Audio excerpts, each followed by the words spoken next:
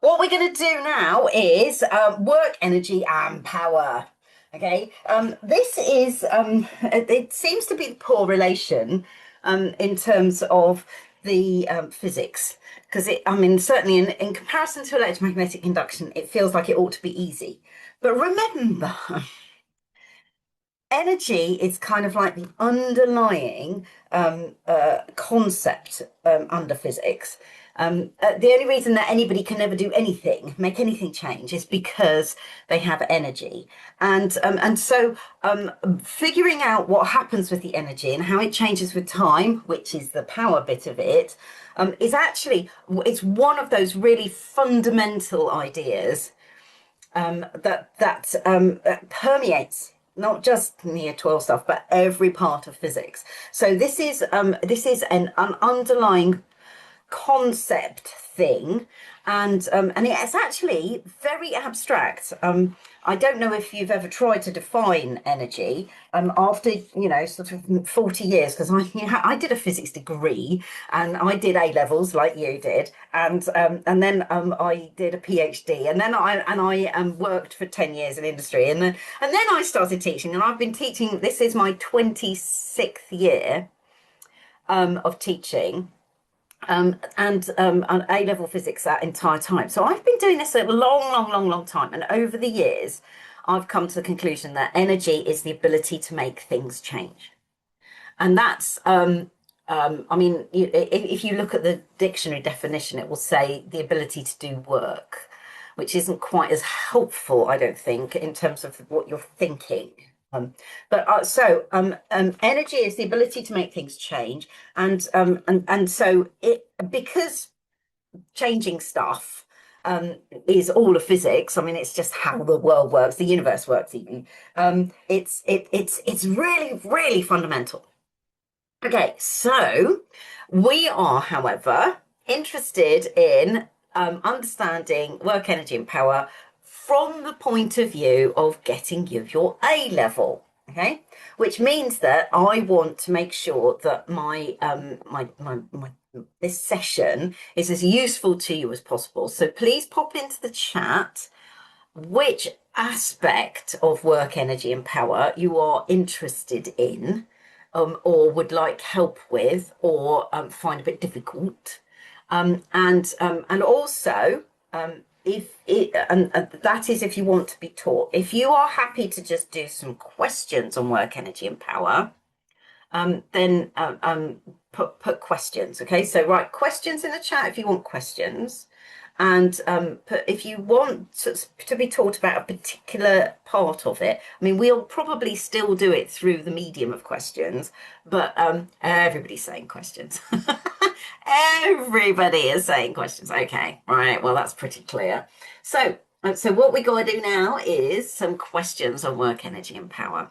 And like I say, it tends to sneak in with other topics anyway. Okay, right. So work, energy, and power. Let's start here. Let me share my screen.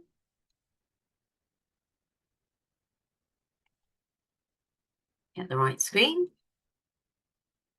Da, da. Right. I'm not interested in doing multiple choice questions. Oh, this one's quite interesting. Right. When you are doing forces between two objects like this, the tension in the rope, you have to be really, really careful and do either the forces on the first car or the forces on the second car, and not try to do them both together. I mean, you could potentially do them both together, in which case you ignore the tension in the rope. You deal with them as if they're one unit. Okay, right now, where is calculate the energy stored in the tow rope? Aha. Okay, let's start with this then. Okay, so we've got a car being towed at a steady speed. What does that tell you? Steady speed tells you what? Zero acceleration. If there's zero acceleration, F equals ma, right? That's zero. So, oh, that's zero. So there's no resultant force and we're in equilibrium. Okay, so zero resultant force. Okay. Right now, we've got a 5-degree slope. So let's start doing our ninja question. Where's the, we've got numbers. We've got that number, and it's again there. We've got car A has got mass of that. And we've got to show that, there's our command word, that the component of weight that acts parallel to the slope is there. So we do know that we're going to be using the component of weight that acts parallel to the slope, obviously acts down the slope. So right now, we've got to do show that. We've got 2 marks. What's the topic of this? It's not actually working as your power, is it? What is it? Yeah, mechanics, it's forces, isn't it? Forces in equilibrium, in fact. So, right now, this diagram, figure 2, is it's because the angle's so small, it's not at all clear. So what I'm going to do is I'm going to redraw it, but with a bigger angle, so that we can deal with we want the component of weight parallel to the slope. So there is the weight. Okay, this angle is 5 degrees. I know it doesn't look it there because I've emphasized it. We're going to split our weight vector into 2 perpendicular components. One is perpendicular to the slope, and the other one is parallel to the slope. Okay, and if we draw it's a rectangle because it's those 2 are perpendicular, our right angle triangles, right, or our parallelogram of forces, right? Can you see the right angle there and the right angle there? I mean, those 2 triangles are similar, right? Okay, so where is the 5 degrees in the green triangles? Okay, yeah, top left. You're quite right. So this is top, yeah, left. This is the 5 degrees. I want to show you, right? And let me just quickly show you. This is 90.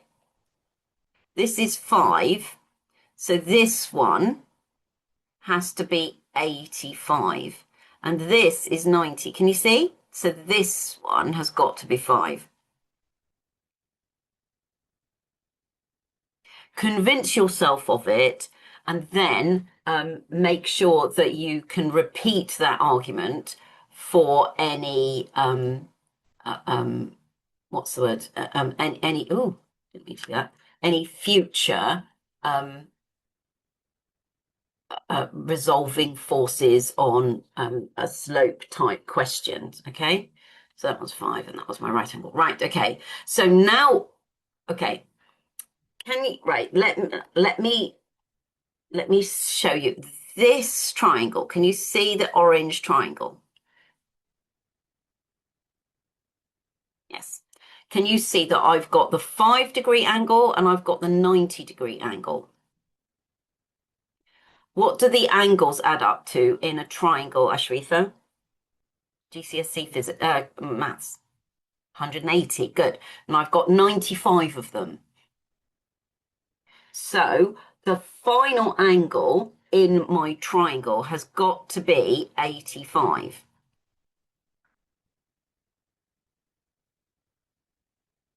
And this angle is 90. So this one, this angle here, this one has to be 5. Yeah. Right now, you've got to be able to repeat that. Just doing this, this is going to help you because there will be something on a ramp at some point. Okay, you absolutely have got to be able to repeat this sort of functionality so that you can put the 5-degree angle, which we're told about, in the right place in the triangle of forces, which is the weight with its 2 components, right? Now, we've got to now, because this is the question, show that the component of the weight acting parallel to the slope. So this is the W parallel, and this one is W perpendicular. Okay, so if I just draw the one triangle. So this is W perpendicular. And all I've done is taken my weight that's parallel to the slope and slid it down so that it's the third side of my triangle. There is my right angle. There is the 5-degree angle. I want W parallel in terms of W. Can you see W parallel is opposite my angle in my right angle triangle, which means it's sine. So opposite goes with sine. Remember, so, ka, to, wa, right? And when you are resolving vectors into two perpendicular directions, one of them is always sine and the other one is always cosine. If you're, yeah.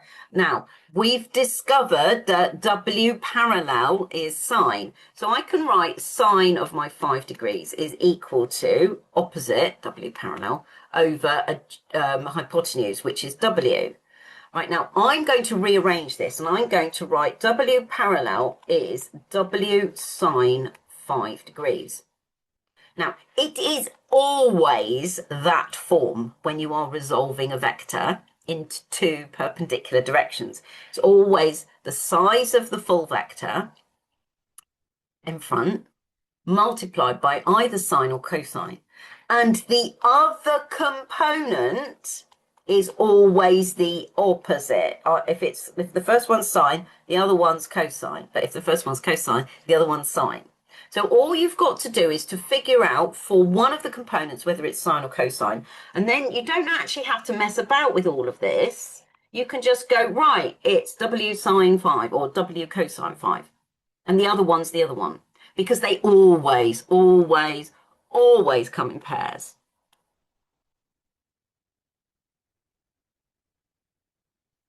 So if you've got a random vector V, there is one component, there is the other component. This is V horizontal, this is V vertical.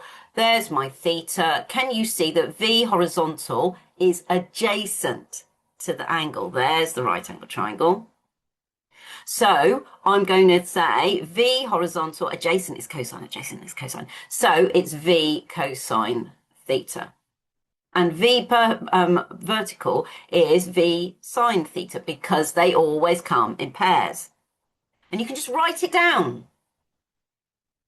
You don't have to mess about with, so long as you can figure out which is opposite and which is adjacent. That's the only thing you have to do then. And it becomes, you've got to practice this, my year 12s, till you can do it with your eyes shut and your hands tied behind your back. You've got to get really, really good at resolving vectors.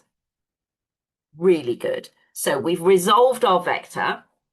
So the one that we want is the bit parallel to the slope. So W parallel is equal to W, which is our weight, which is mg. So it's 970 times 9.81 times sine 5 degrees. Okay? 970 times 9.81 times sine 5. Make sure your calculator is in degrees, please, my year 13s. Right, 829.3 newtons. Okay, which of course is approximately equal to 830 newtons. Are we all happy with this? I hope we are. Helena, well done. Okay, so we've done the first bit, which isn't work, energy, and power, but we've done it because the next bit is work, energy, and power. Okay, so I'm going to clear all my drawings. We do know that we're going to need that W parallel is 830 newtons, aren't we? Because it's a show that. It's always going to be used. Right, so it then says calculate the energy stored in the tow rope as car A is towed up the slope at a steady speed. The tow rope obeys Hooke's law and has a stiffness of that.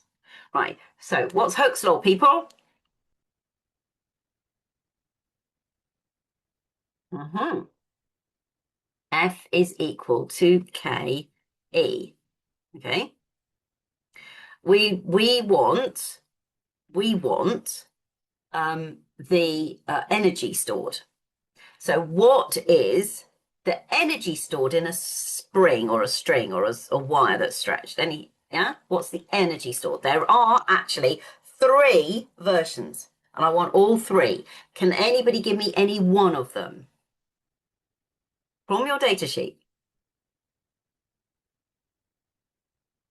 Mm-hmm. There's one.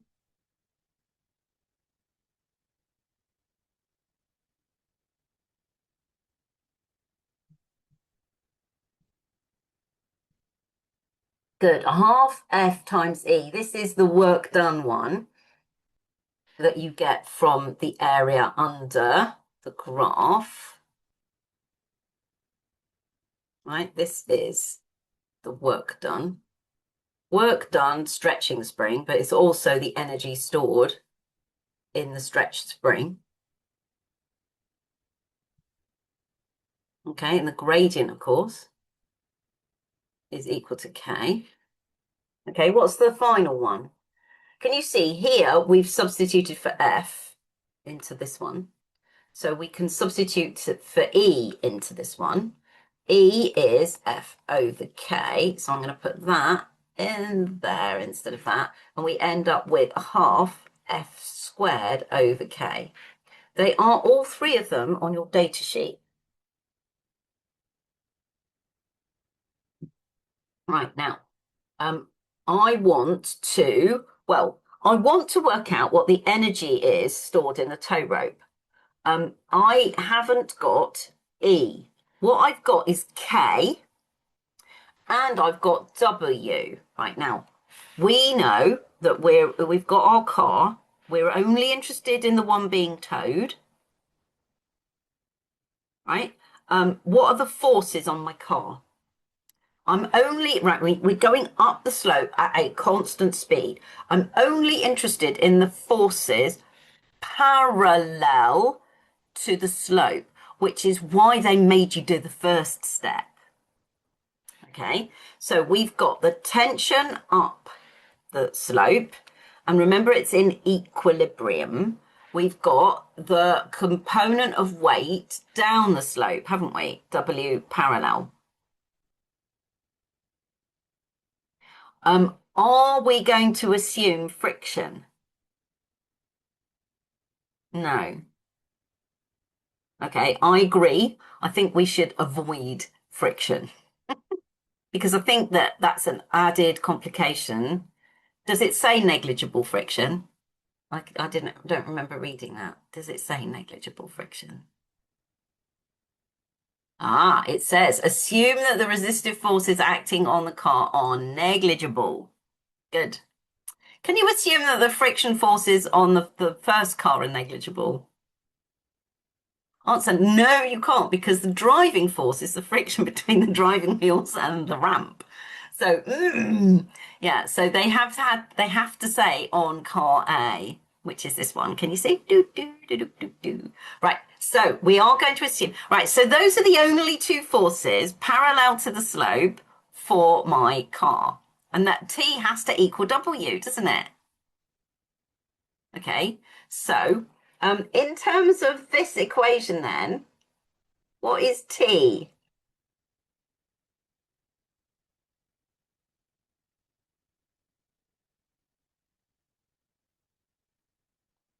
Yeah, T is the force, and it's also W parallel because they happen to be equal. We know they're equal because it's going at a constant speed.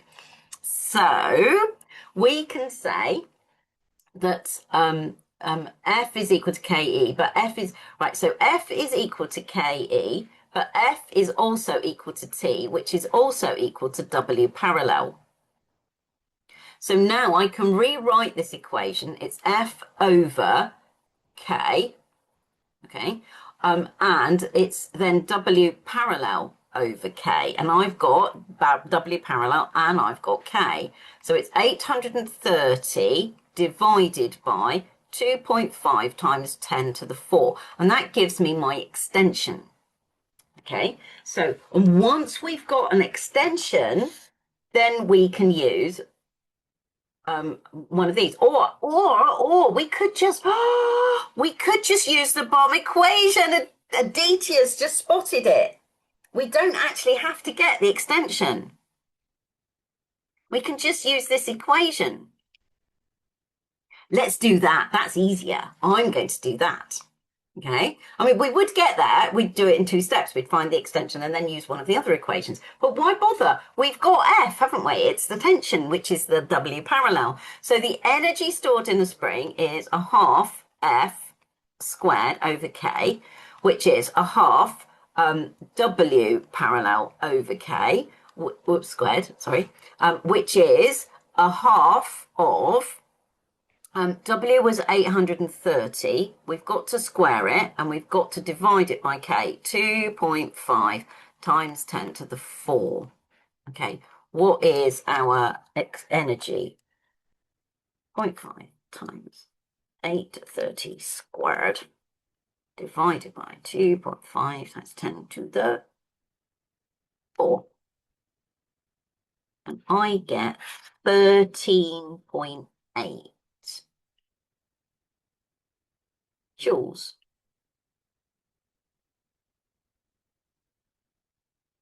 Which doesn't seem like very much.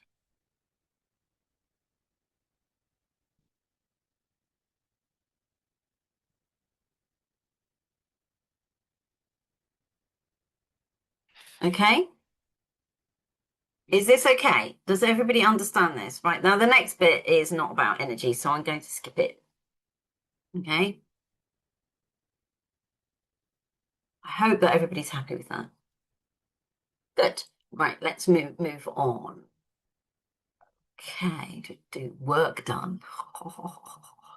Really good. This is good. Right, I hope you remember that at GCSE we work for Dosh. Okay, so this is work for Dosh.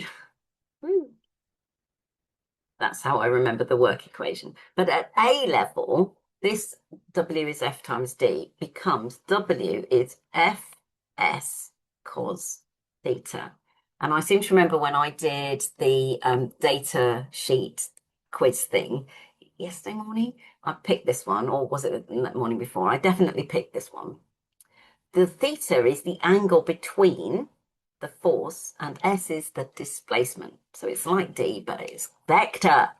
Oh, we've got the vector equivalent. So this is the A level equation.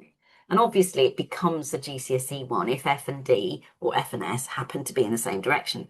They're not in the same direction here. They've given us an angle. Okay, so let's have a little look. Let's do our ninja question reading on this question. Right. What is the command word? Oh, the first one, the second one's calculate. The first one, it's a show that. It's calculate, isn't it? But we do know that we're going to be using it later. Right, so it's a show that. We've got 2 marks. What's the topic of the question, please? Forces, yeah. It's also work, yeah. Because we've got a question. It's about work, but yeah, forces. Okay, so forces, work, energy, power. That right. So then you go and you get your data sheet with all the equations on, right? And you make sure that they're there, right in front of you. Where's my data sheet? Okay, you make sure they're there right in front of you. So I want my work, energy, and power equations. Where are they? Where are they? Where are they? Where are they? There they are. Mechanics. Can you see? There they are, the mechanics equations. Oh, and look, the one that I just wrote down. There it is. Look at it. Look, there it is. Woo! In black and white. Okay, they're in front of you. If they're in front of you, you actually have to put them in front of you, right? So those are the equations you should have up and or to your side on a piece of paper. Actually, haven't had data sheet to one side. Okay, so we've got our right equation, and then we are going to do our checking of numbers. So we've got 40, we've got 170, we've got 1, we've got this much energy. Right, any words that are hiding numbers? Developed to reduce the running costs of cargo ship sails and ships' engines work together. One of these sails is shown angled to the horizontal. The average tension show that the ship travels at that speed. The work done by the sail. Right, I think that might be it. Okay, so now what we've got to do is we have to read for meaning. So basically the sail and the engines push the ship along or pull the ship along, and they work together to power the ship. One of the sails is shown in the figure, and it's the 40 degrees to horizontal. We would draw this if they hadn't drawn it for us, but they have.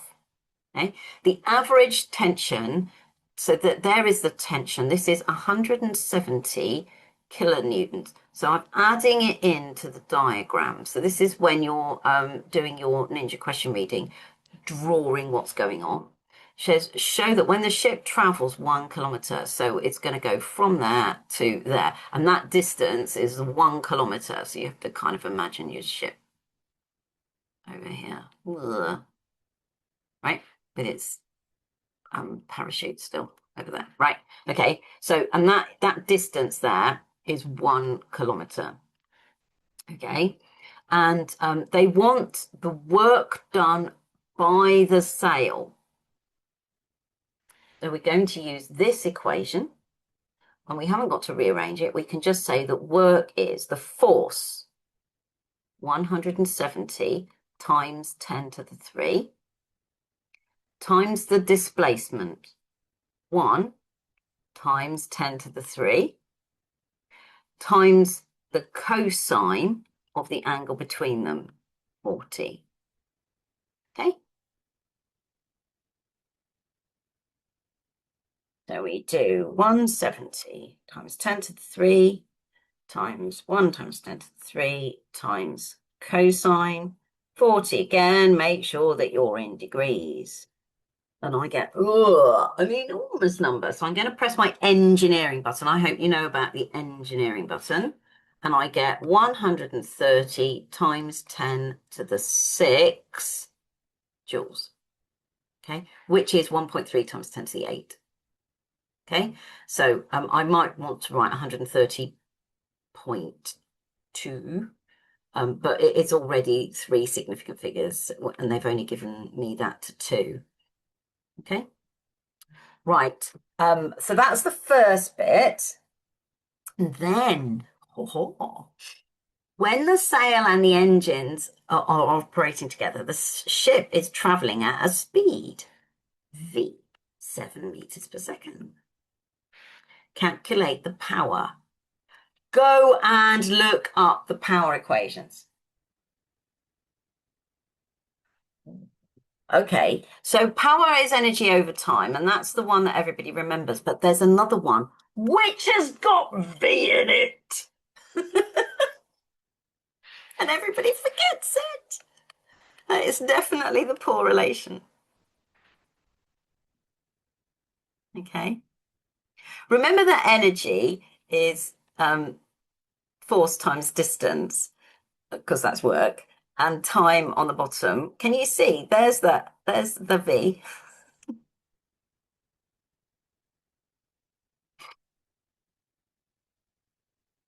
Anyway, right, so we're going to use power is force times velocity, which is the force. Where's the force gone?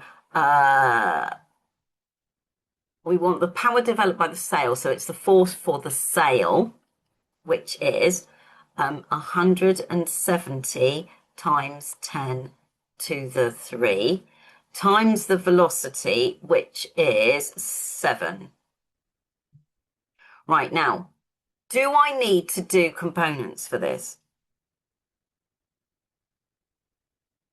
And the answer is no. The question is, why not?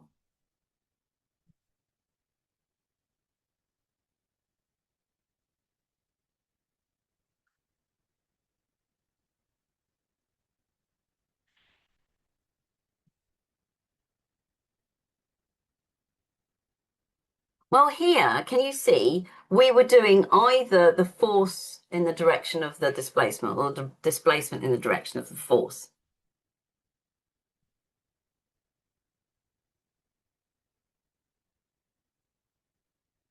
So we were taking either the component of the force or the component of the displacement.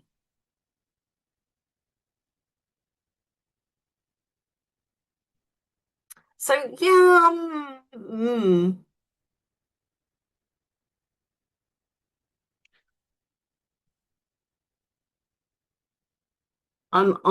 right. So 170 times 10 to the 3 times the 7. Okay, what do we get? We get 1.19 times 10 to the 6. Speed is magnitude, yeah. The force is definitely a vector, though. I mean, arguably, I'm going to go and have a look at an answer for this.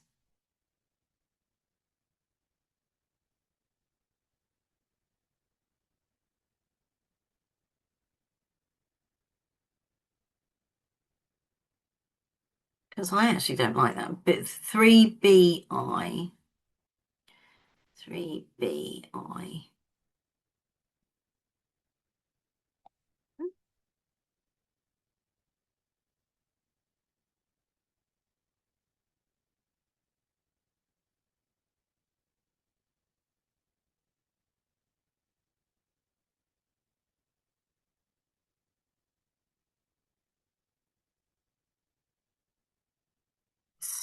So they did take components. That's not 170 kilonewtons. Did take components. I got it wrong, so you absolutely do have to, because right, the power is only the work done divided by the time taken, right? And the work done is only the force in the direction of the displacement. So this force is in the direction of the displacement. We do have to do F cos theta. I'll talk about the sound wave in a minute, but we do have to do F cos theta here. So this is not right. So I'm so glad that I looked at that because I don't want to teach you wrong. Right, so 3.8. You'd think it's so fundamental that I'd get it right, wouldn't you? It's so easy to make mistakes like this. Okay, so where are we? Oh, I can't line anything up now. Okay, let's it's down there, isn't it? There. That's where it lines up. Right, so what I'm going to do is I'm going to do, can you see it is the component of the force in the direction of the velocity. So it's FV cos theta. Can you see it's like reminiscent of this one? So the power is force times velocity normally, but the force and velocity need to be in the same direction. So it's the version where they're not in the same direction. So it works out to be, can you see the similarity between the two? So we need to do F, which is 170 times 10 to the 3. Times V, which is 7, times cos 40 should give us the right answer. So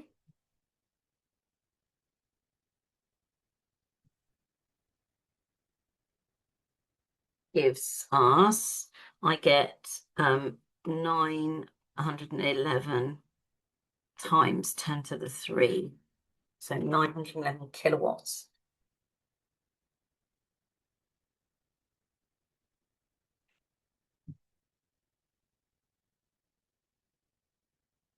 Right, now it says Calculate the percentage of the ship's power that is provided by the wind when the ship is traveling at this speed. So we've got the power output of the engines, and we've got the power provided by the wind. How do we work out the percentage of anything?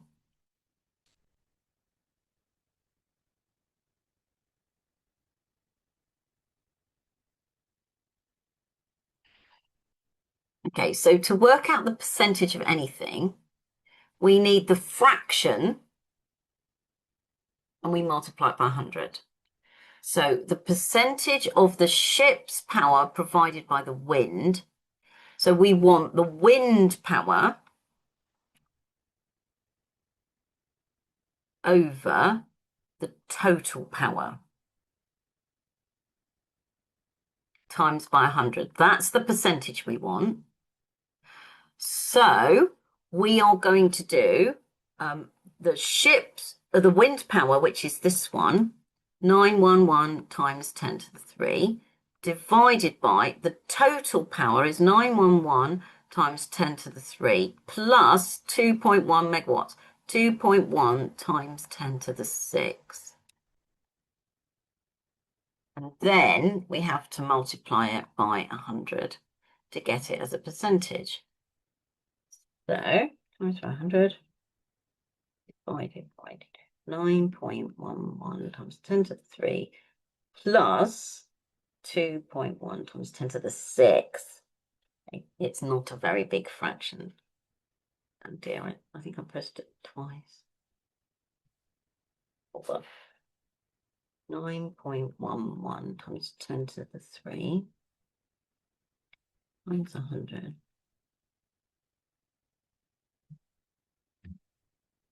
Point one. Oh, it's not 9.11, it's 911.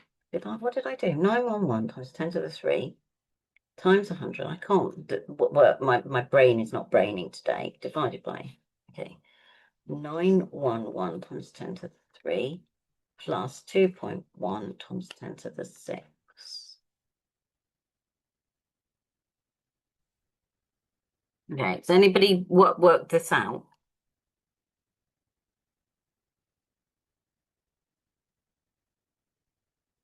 Yeah, I get 30% as well. I was thinking this was 9.11 times 10 to the 3, which would make it a very small fraction, but it's not.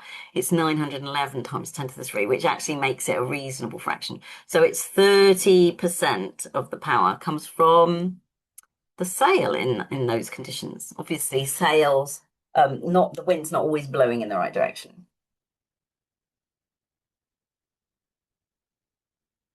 Okay, right. Is that the end of the question? Let's clear my drawings and let's have a little look. Is there any more power stuff? So this is two factors that affect the force.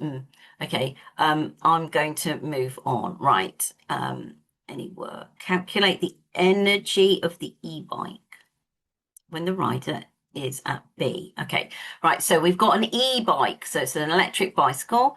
Okay, it's assisted by an electric motor. The figure below shows an e-bike and a rider with a total mass of 83 kilograms riding up an incline. Does work done against gravity, by the way? Yes, yes. So when you're lifting something up, even if it's going up a ramp, you are doing work against weight. Yeah, that's the force that you're doing work against. So, okay, right. The cyclist begins at rest, accelerates uniformly to a speed of that, at B. The distance between A and B is 50 meters. Calculate the time taken. Right. What are we going to do? We're accelerating uniformly, right? I suppose I really ought to say, right, what's this question about? Let's do, there is a calculate, there's 50 meters, that's 50 meters, that's 3 meters, there's my speed. Moving up an incline, total mass. Begins at rest, accelerates uniformly. Okay, all those things, right? We've got 2 marks. What what is this about? What's the topic?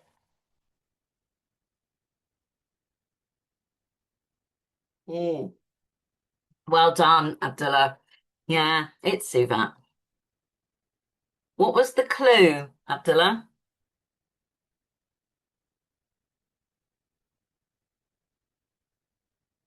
Uniform acceleration. Yeah. Well done, that man. Okay, so yes, uniform acceleration. Okay, that tells you you can use Suvat. Okay, constant force, uniform acceleration, you can use Suvat because this constant force gives you the uniform acceleration, you see, because it's F equals ma, right? Assuming the mass doesn't change. Right, so we're going to do Suvat. It's got to be in a straight line. And it is. Oh, look, it's up the ramp. Yay. Okay, so we want the displacement up the ramp. What is it?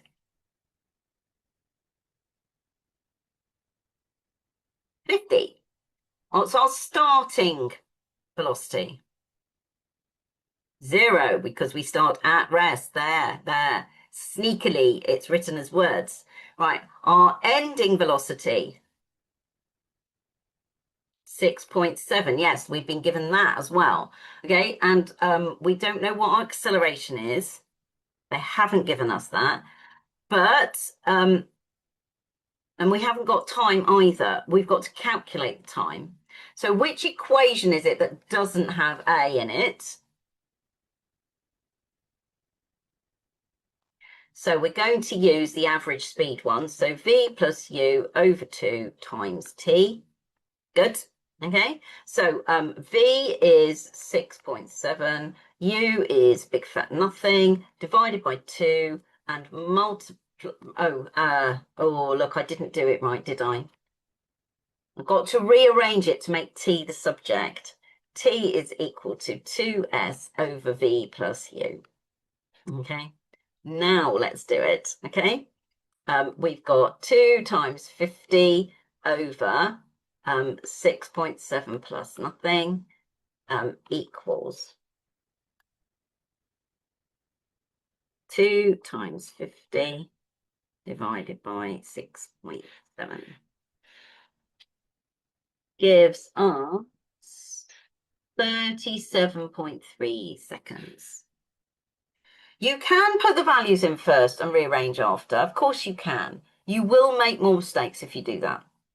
And these numbers happen to be friendly, but if you're rearranging with a Young's modulus, which is times 10 to the 11, or the charge on an electron.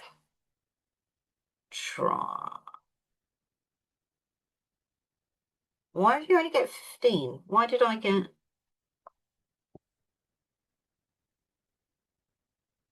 2 times 50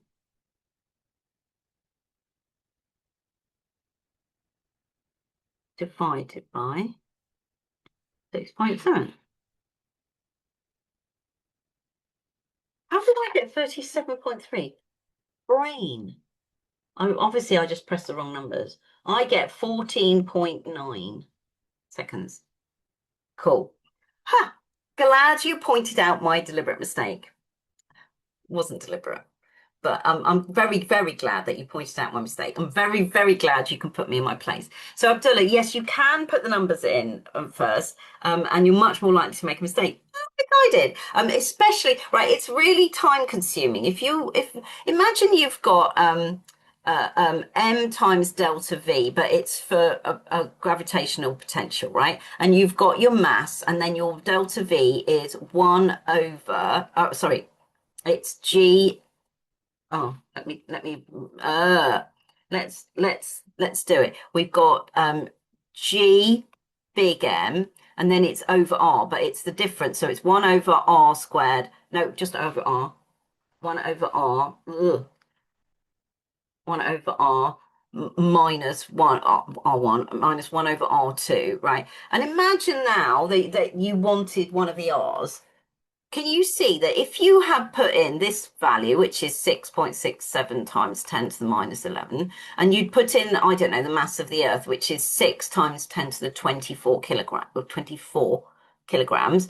And this was the mass of your satellite, which I don't know, was 65 kilograms or something. And then an R1 is, I don't know, something like 7.5 times 10 to the 6 meters or something, right? Can you see how really awkward it is to rearrange that with all the numbers in? It's much better to rearrange with the symbols and then put the numbers in. Okay. I mean, you can do it the other way. It's not wrong. It's just that you're more likely to make mistakes, and it's clearer if you do it with the symbols and then substitute in afterward. Okay. Now here, it's not that big of a deal, but with this sort of equation, it makes a big difference. Okay. Right. Now let me move on.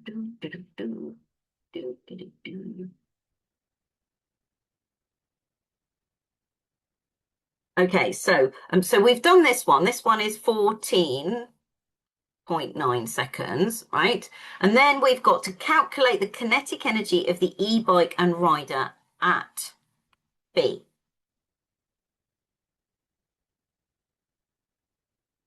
Kinetic energy equation, please.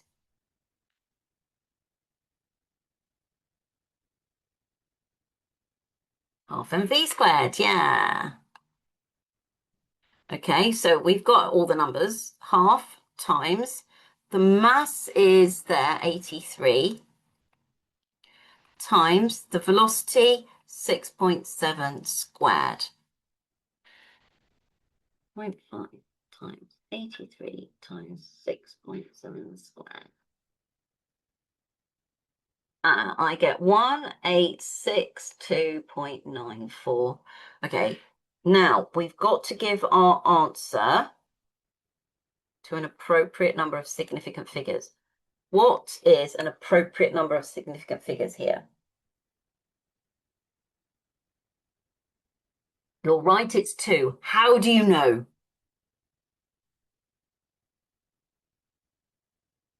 Yep, it's the same as in the question. Can you see that there are 2 significant figures there, and there, and there, and there, and there? Everything's to 2.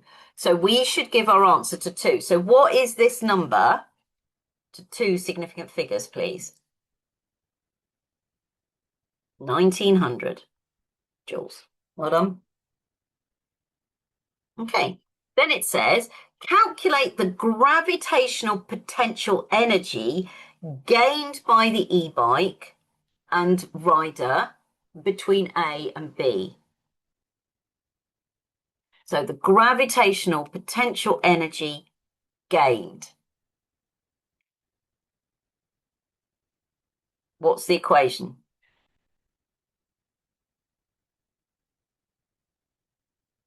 Yeah, mgh. So let's do it. M is mass, 83. G is 9.81. H is 3. Can you see it in the question? So 83 times 9.81 times 3. 2443 joules. I was going to write newtons then, but that's wrong. Joules. Okay, so this is 2400 to 2 significant figures, right? Now, is that the end? I don't, because that was an A, there's going to be a B. Right, so now we've got between A and B, the work done by the electric motor is that. The work done by the cyclist pedaling is that. Calculate the wasted energy. So can you see that we got the 1900, which was the kinetic energy at the top. We got the 2400, which was the potential energy at the top. And there will have been some energy wasted as friction. So this is the energy that was useful. can you see that the energy put in, the input energy, was the work done by the electric motor, which was 3700, and the work done by the cyclist, which was 5300. And we've got to add them to get our input energy. So our total input energy, E total in, is 3700 plus 5300, which is 9,000 joules. This is the useful energy that we've got out. So E out, useful, this is the useful, is the 1900 plus the 2400, which is 4,300 joules. So the wasted energy is the difference between those. Can you see that? 9,000 minus 4,300.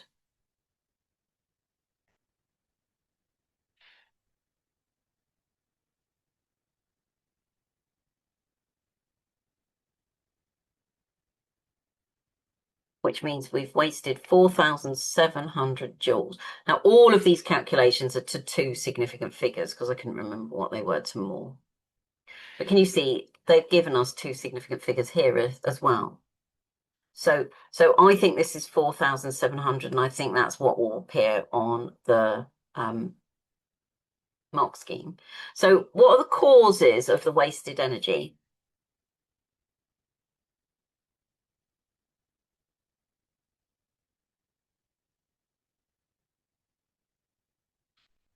Okay, so heat from friction. Okay, and so this might be from air resistance.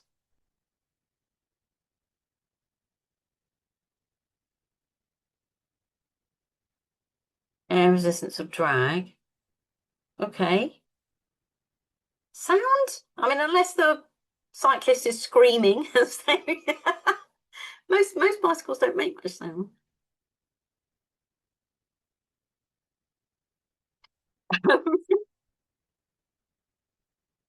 You were cycling up a steep hill though. What would happen to you?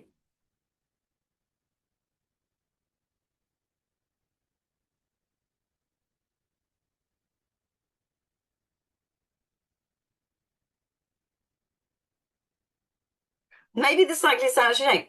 Even if the cyclist was in the best shape of their life, they still are not 100% efficient.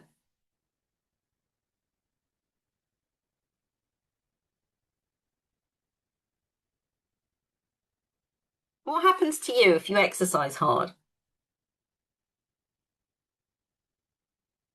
Yeah, you sweat. Why? Because you get hot. Why do you get hot? Yeah, your muscles are doing work. Okay, so there's chemical energy turning to heat in the person, isn't there? So it's there's energy wasted from friction in the electric motor, from air resistance and so on. There's energy wasted in basically kind of from friction inside you, right? You're generating heat, which is not helping you go up the hill. It's wasted energy, right? So there's heat generated in the person, heat generated in person. Now, it's not clear whether this work done by the cyclist includes that heat or not. I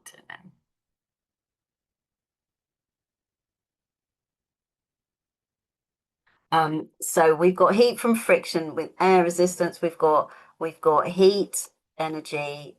It's always a good idea to add the word energy after heat. They don't like heat on its own.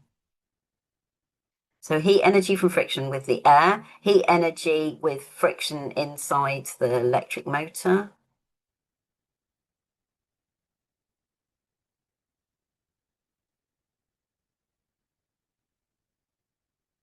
Shall we go and have a little look and see what they've suggested?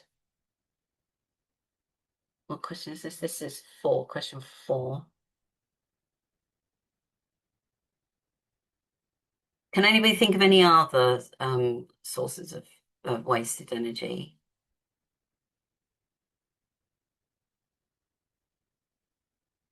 Okay, so mention of friction and appropriate location given. Mention of air resistance. Do not allow energy losses or friction within the motor. Do not allow energy losses from the cyclist. Must give a cause, not just heat loss in the tyres. So it's energy from friction and um,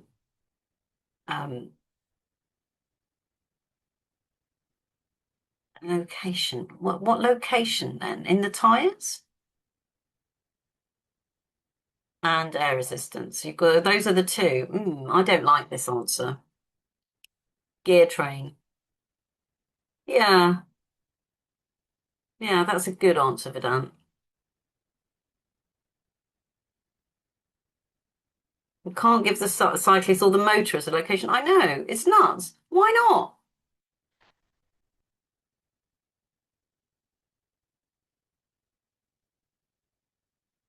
Just nuts. Okay, right, let's do another one, right? Clear all my drawings. Let's do another one. Ooh, ooh, ooh, we got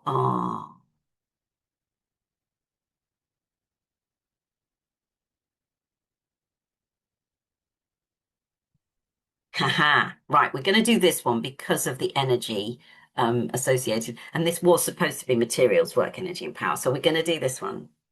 The cyclist and the motor would affect the input power rather than the loss power.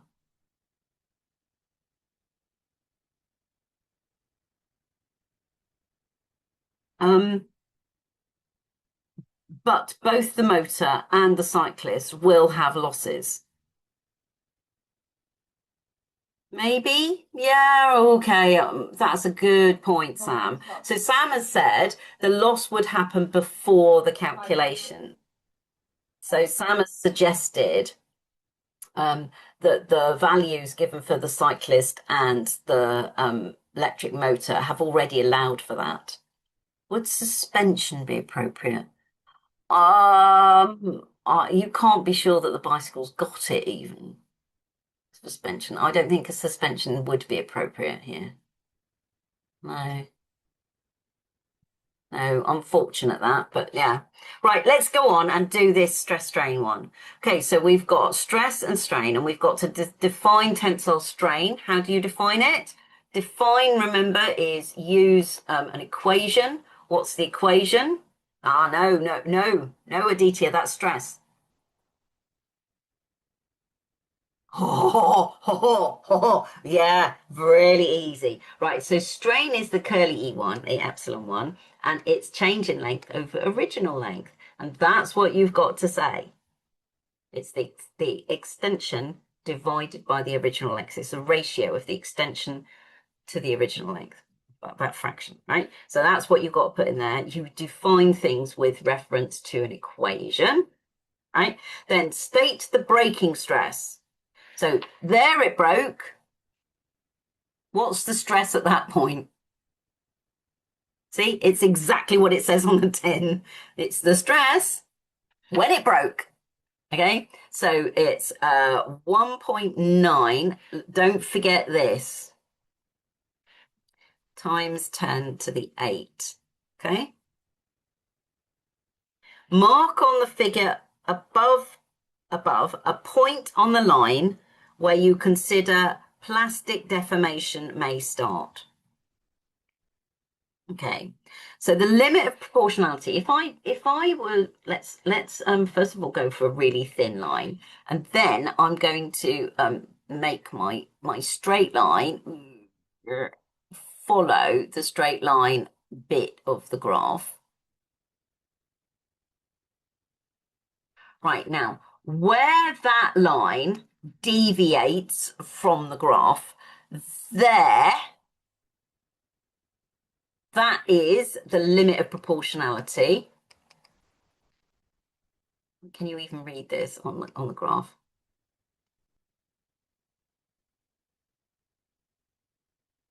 limit of proportionality, because that's where it stops being proportional. The elastic limit is probably just a bit further on. Maybe let's go there. Elastic limit. So if you stretched it just a bit beyond the limit of proportionality and then let it go, it goes back down the same line. It doesn't stretch it permanently. But after the limit of elastic limit, that is where plastic deformation starts. So we're going to label it point A, and we are going to put it there, just beyond the limit of proportionality. That is A. I've drawn a big fat blob. You would put a cross, okay? Okay, that's going to be approximately, I mean, it does say where you consider the plastic deformation may start. Okay, so it's usually just beyond the limit of proportionality because that is the elastic limit. And that's where the plastic deformation starts, right? So then it says use the graph to calculate the Young modulus. How do we calculate Young modulus?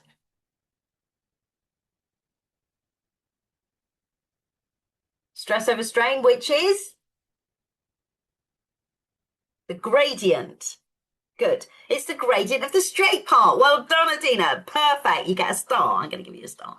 Right. So if we are doing the gradient, how big should our triangle be?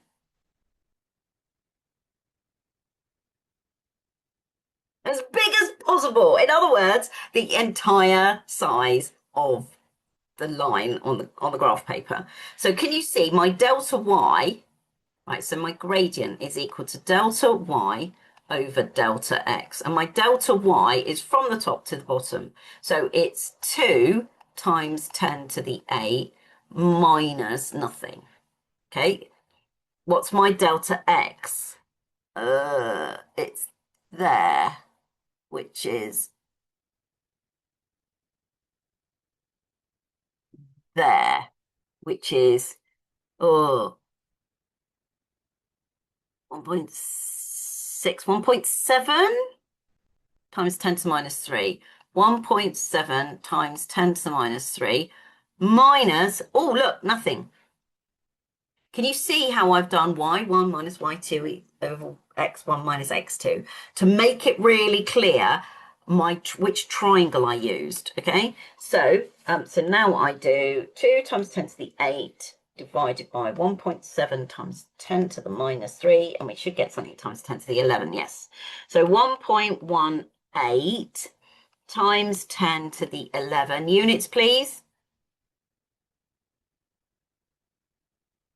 Remember, this is a ratio and it has no units.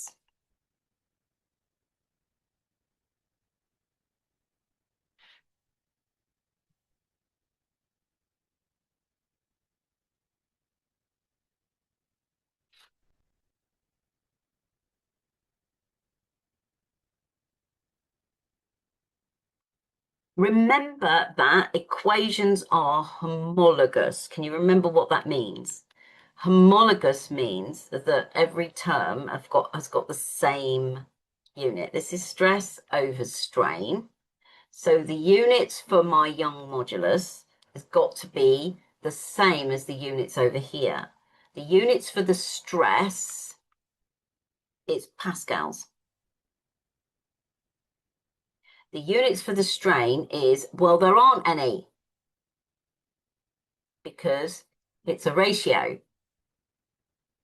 So can you see that on the right-hand side, I've got pascals and I've got to have pascals on the left. So the unit for my Young modulus is got to be pascals. Pascals. Those sides have the same units. Yes, well done. So well done, Angie. Angie got it. Okay. So there is my Young modulus. Right now, the reason I wanted to do this was not for this bit, but for the next bit. Okay, the area under the line in a stress strain graph represents the work done per unit volume. Okay, so right, I'm just going to reiterate what that says because I want to make it clear to you how you can always work out what the area under the graph represents. Okay, so if we go up here, right, the area under the graph, let's just do this bit, right? The area under the graph is equal to the stress for that bit times the strain for that bit. So you can do just one column, can't you? You could get your average stress value and multiply it by this little bit of strain. Right, so this is the average stress, and this is the delta strain. And you multiply those two things, and you get the area of that column. And then, let's change color, you then do the area of the next column, and you get your average stress, and you do delta E again, and you do that column, and then you do can you see? It's integration. Right, but it's basically this times this. Now, obviously, it's it's not the whole of that multiplied by the whole of that because it keeps changing. I mean, the stress is changing as you stretch it. So it's not the whole of it; it's the area under the graph. Right now, what is represented by stress times strain, though? Look at what happens when we do it. Stress is force over area, and strain is change in length over original length. Right, now can you see on the bottom I've got A, the cross-sectional area, times the length. What is that? Cross-sectional area times length is the volume. Good. So, and what is force times distance?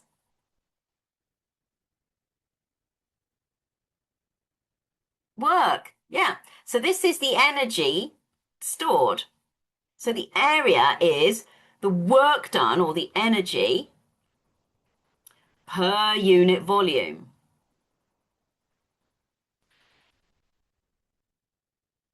Can you see where that comes from? Just for comparison, when you are doing force and extension, what's this area?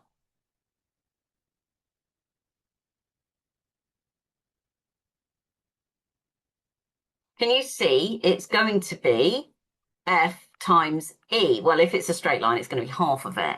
But look, it's force times extension. So that's force times distance, which is work. So the force extension diagram gives you energy under the graph. The stress strain diagram gives you energy per unit volume. Okay?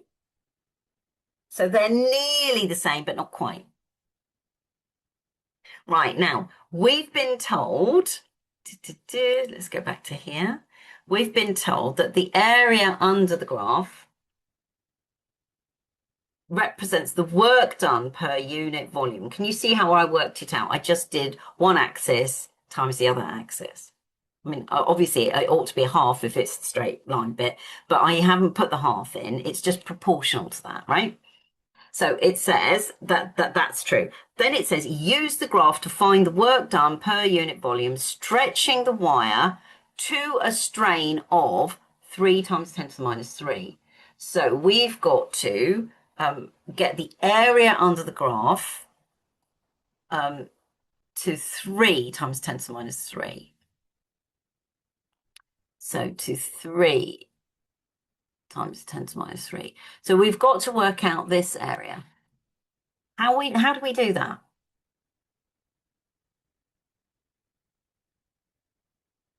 Yeah, we could count the squares. I mean, possibly it would make more sense to do a triangle, another triangle, and a rectangle, maybe. I mean, it's going to be an underestimate, isn't it? But not by much. So we could do that, or we could count the squares, right? Counting the squares is perfectly legitimate. Yeah, you could use the trapezium rule. Yep. So that plus that averaged times this height. Okay, and the area of a triangle. Let's use the trapezium rule. I like that idea. Right, let's use the trapezium rule. So the trapezium rule is the average of the parallel sides times the height between them. So it's this distance plus this distance divided by 2, and then this height between them. That's the h thing, right? Okay, so the area of my trapezium, I'm going to draw it, is equal to, right, what's this one? 1.4 plus 1.8 divided by 2 times 10 to the 8 times, and the distance between them is, oh, that's 1.3. It's 3, take away 1.3. Oh, I've run out of room. Oh.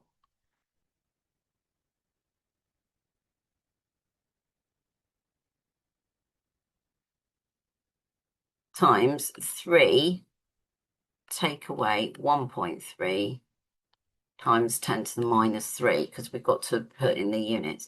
Right, that's the area of the trapezium, and the area of the triangle is equal to half times the base, which is 1.3, times 10 to the minus 3, times the height, which is 1.4 times 10 to the 8. So we need to get both of those numbers, and then the total energy per unit volume is equal to this one plus this one. Okay, so let's actually do it. Does anybody do it and to give me an answer? So 1.4 plus 1.8 divided by 2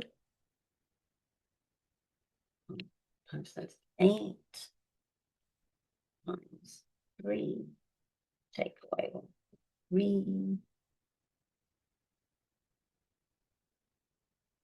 times 1 times 10 to the minus 3.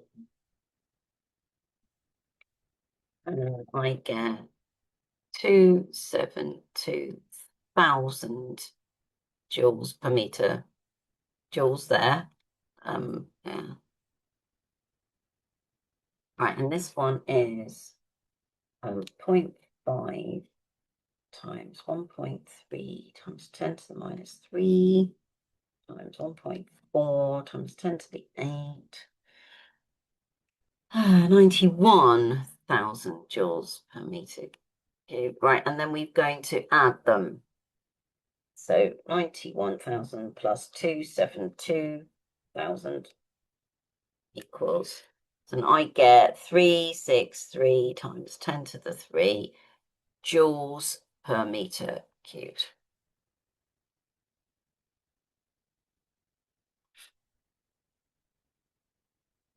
Now we could work out what a centimeter square is worth. So kind of like one of those. And then just count up how many whole squares are inside the shape. So now if you've got part of a square inside the shape, if it's more than half of one, can you see? That one is more than half under. So we would count it. Arguably, that one is half under, so we would count it. But can you see? I'll do it in a different colour. That pink bit we wouldn't count because it's definitely less than a square. And because of the way this is printed, I don't know if it's difficult on your screen. I find counting squares on the screen really difficult. Slightly easier over here. Right, so what does one square represent? How do we work it out? Okay, it's just this side multiplied by this side. So that is 0.5 times 10 to the minus 3 times, and this is 0.2 times 10 to the 8. So one large square represents that. 0.5 times 10 to the minus 3 times 0.2 times 10 to the 8. 10,000 joules per meter cubed per square, per centimeter square for 1 centimeter square. Okay? And then you just count up the number of centimeter squares, which if it's printed out might be easier. Okay, is everybody happy with this? I hope you are. Right, we have run out of time again, right?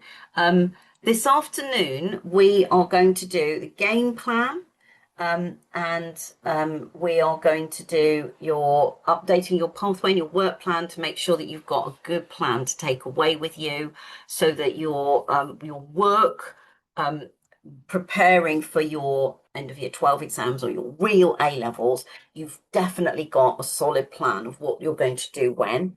That is the idea for this afternoon. And the last session is going to include question and answer.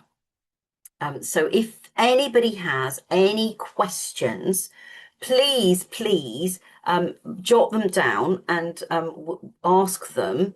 So for example, I think Ian asked, how does a sound wave travel in air? And I'm like, oh, that's not what we're doing at the minute, so I'm not going to answer that now. But if you wanted to ask that at the end, I mean, I am imagining that most of the question and answers are going to be about exam techniques because your physics knowledge, you can look stuff up in books and things, but the exam technique stuff, it's really hard to come across proper good exam technique advice.